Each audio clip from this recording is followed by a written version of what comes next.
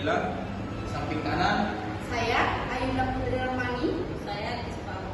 Saya Revi Mansika. samping kiri. Saya Siti Kemiatun Hasanah. Saya Nafriatul Anjayati. Di sini kami akan menjelaskan tentang fisiologi inflamasi. Baik, di sini saya akan menjelaskan tentang definisi dan konsep inflamasi. Apa sih itu inflamasi? Inflamasi ini merupakan respon biologis tubuh terhadap cedera, infeksi, dan iritasi. Ini merupakan mekanisme pertahanan yang bertujuan untuk menghilangkan penyebab kerusakan, membersihkan sel-sel kulit mati, dan proses penyembuhan. Inflamasi itu dibagi menjadi dua. Yang pertama, inflamasi akut. Apa itu inflamasi akut? Inflamasi akut ini merupakan respon cepat selama berjam-jam atau bisa juga berhari-hari yang ditandai dengan adanya kemerahan, terus pembengkakan, kemudian adanya rasa panas dan nyeri. Terus yang kedua, inflamasi kronis. Nah, inflamasi kronis ini terjadi karena inflamasi yang berlanjut atau berkelanjutan yang waktunya itu lama. Nah, ini juga bisa menyebabkan kerusakan pada jaringan. Terus ini juga berkontribusi dengan berbagai penyakit. Baik, di sini saya akan menjelaskan tentang tanda-tanda patofisiologi inflamasi, di mana tanda-tanda ini biasa dikenal dengan tanda klasik inflamasi. Adapun beberapa kategori yang menjelaskan tentang tanda-tanda inflamasi, yang pertama yaitu ada tanda tumor atau disebut dengan kemerahan. Tanda kemerahan ini biasa terjadi akibat adanya vasodilatasi pembuluh darah yang meningkat, sehingga aliran darah ke area yang terinflamasi itu dapat meningkat. Hal ini disebabkan oleh zat proinflamasi yang dilepaskan oleh sel-sel yang terpengaruh. Kemudian tanda yang kedua yaitu disebut dengan tumor atau pembengkakan. Biasanya tumor ini disebabkan oleh peningkatan permeabilitas pembuluh darah yang memungkinkan cairan dan sel-sel imun keluar dari pembuluh darah ke jaringan. Hal ini dapat mengakibatkan akumulasi cairan atau edema atau terjadinya penumpukan cairan di area tersebut atau di area yang terkena inflamasi atau peradangan. Nah, tanda yang ketiga yaitu kalor atau panas. Biasanya kalor atau panas ini disebut juga dengan peningkatan suhu. Peningkatan suhu pada area inflamasi yang dimana biasanya hal ini disebabkan oleh peningkatan atau meningkatnya aliran darah dan metabolisme yang terjadi akibat respon dari inflamasi atau peradangan yang berada di area tersebut. Hal ini membantu memfasilitasi fungsi sel imun. Kemudian tanda yang keempat yaitu dolor. Dolor atau disebut dengan nyeri biasa disebabkan atau dapat mengganggu fungsi normal jaringan atau organ yang terlibat, seperti inflamasi sendi yang dapat membatasi gerakan sendi tersebut. Oke, di sini saya akan menjelaskan tentang bagaimana mekanisme inflamasi tersebut. Yang pertama itu adanya sel-sel darah putih dan zat yang dihasilkan melawan infeksi. Antara lain itu adanya mikroorganisme yang asing. Nah, seperti adanya bakteri, virus, dan jamur. Sehingga mikroorganisme ini melawan dari sel-sel darah putih itu akan menjadi pembengkakan pada tubuh. Yang kedua itu inflamasi juga diakibatkan adanya cedera fisik dan paparan iritan dan racun. Nah, akibat cedera fisik ini juga dapat mengakibatkannya inflamasi.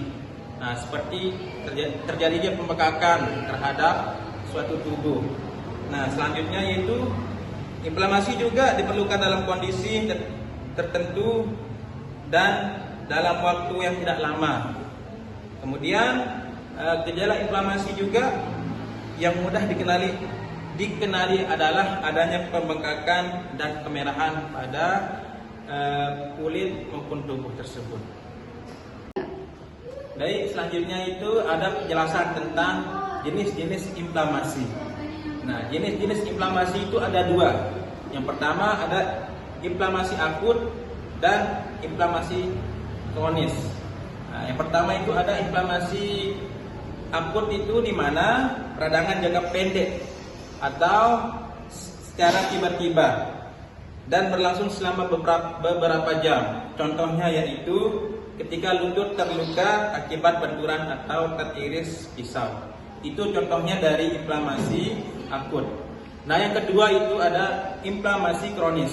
Biasanya ini peradangan yang jangka panjang yang dapat berlangsung selama berbulan-bulan maupun bertahun-tahun.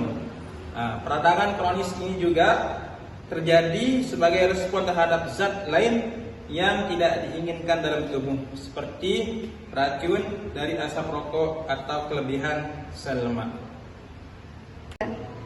Materi selanjutnya yaitu ada fase-fase inflamasi. Fase-fase inflamasi dibagi menjadi 3 tahapan utama. Yang pertama ada fase vaskular, yang kedua ada fase seluler, dan yang ketiga ada fase resolusi.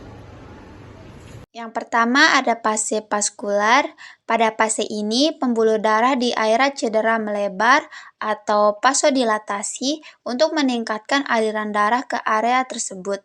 Permeabilitas kapiler juga meningkat sehingga cairan dan protein plasma bocor ke jaringan sekitar. Hal ini menyebabkan bengkak, kemerahan, panas, dan nyeri di area yang terbuka. Yang kedua yaitu fase seluler. Sel darah putih atau leukosit, terutama neutrofil dan makrofag, bergerak ke area peradangan untuk membersihkan jaringan yang rusak dan mencegah infeksi. Proses ini dikenal sebagai fagositosis, di mana sel-sel imun ini mengkonsumsi patogen atau puing-puing seluler. Yang ketiga ada fase resolusi. Setelah area yang terinfeksi atau cedera dibersihkan, tubuh memasuki fase penyembuhan. Sel-sel mulai beregenerasi dan jaringan baru terbentuk untuk menggantikan jaringan yang rusak. Pada fase ini, mediator peradangan menurun dan proses perbaikan jaringan berlangsung hingga inflamasi bereda. Pada kondisi normal, ketiga fase ini bekerja secara teratur untuk mengatasi cedera dan pemulihan fungsi jaringan. Namun, jika ada gangguan pada salah satu fase, bisa terjadi inflamasi kronis yang dapat menyebabkan kerusakan jaringan lebih lanjut. Selanjutnya yaitu mediator inflamasi. Mediator inflamasi adalah molekul yang membantu mengatur dan mengarahkan respon inflamasi. Beberapa mediator inflamasi utama meliputi yang pertama ada histamin. Dilepaskan oleh sel Mars dan basofil, menyebabkan pembuluh darah melebar dan meningkatkan permeabilitas kapiler, yang mengakibatkan bengkak dan kemerahan. Yang kedua ada prostaglandin, berperan dalam penyebabkan nyeri dan demam. Prostaglandin juga memperkuat efek mediator inflamasi. Yang ketiga ada sitokin, protein yang mengatur aktivitas sel imun seperti meningkatkan migrasi sel darah putih ke area yang cedera. Yang keempat, ada bradikinin, meningkatkan permeabilitas kapiler dan menyebabkan nyeri. Dan yang terakhir, ada komplement, sekelompok protein dalam darah yang membantu menghancurkan patogen dan meningkatkan aktivitas sel imun.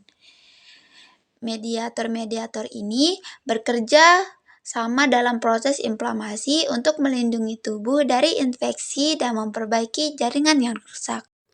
Adapun penyebab inflamasi, yang pertama infeksi, yang kedua kebiasaan merokok, yang ketiga stres, yang keempat obesitas, yang kelima konsumsi alkohol berlebihan, yang keenam alergi atau sensitivitas terhadap makanan tertentu, dan yang terakhir pola makan yang buruk. Berikut adalah tahapan reaksi inflamasi. Yang pertama, vasodilatasi.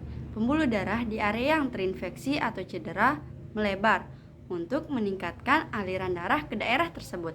Hal ini menyebabkan area yang meradang tampak merah dan terasa panas.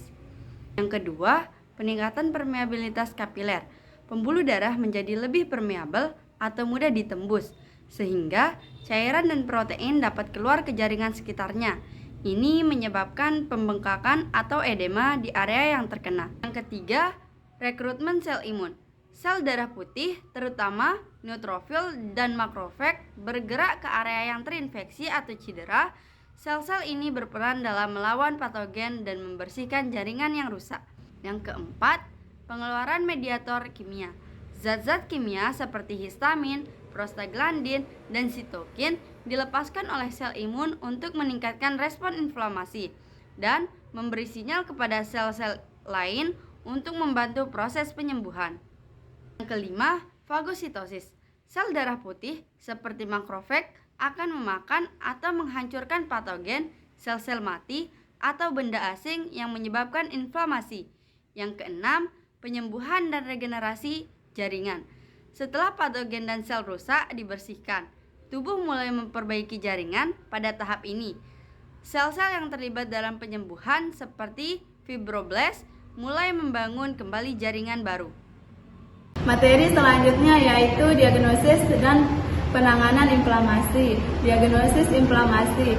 Diagnosis inflamasi biasanya melibatkan kombinasi dari beberapa metode, tergantung pada lokasi dan tingkat keparahan inflamasi. Beberapa metode secara umum yang digunakan yaitu yang pertama, pemeriksaan fisik. Dokter akan memeriksa area yang mengalami inflamasi dan mencari tanda-tanda seperti kemerahan, bengkak, nyeri, dan panas. Yang kedua, tes darah. Pemeriksaan darah dapat mengukur tingkat protein C kreatif atau CRP yang merupakan penanda inflamasi. Selain itu, tes darah juga dapat mengidentifikasi infeksi yang menjadi penyebab inflamasi. Selanjutnya, penanganan inflamasi. Cara penanganannya bisa melalui perawatan mandiri dan perawatan medis. Perawatan mandiri bisa dengan mengonsumsi obat antiinflamasi yang dapat membantu meredakan peradangan. Kalau yang perawatan medis, jika merasa tidak nyaman secara terus-menerus dan mengalami kemerahan atau pembengkakan dan tidak dapat melakukan aktivitas sehari-hari dan juga terjadi demam, maka segera memeriksa ke dokter. Sekian penjelasan dari kelompok kami. Kurang lebihnya mohon dimaafkan. Wallahul muwaffiq wal hadi ila sabilir rasyad. Assalamualaikum warahmatullahi wabarakatuh.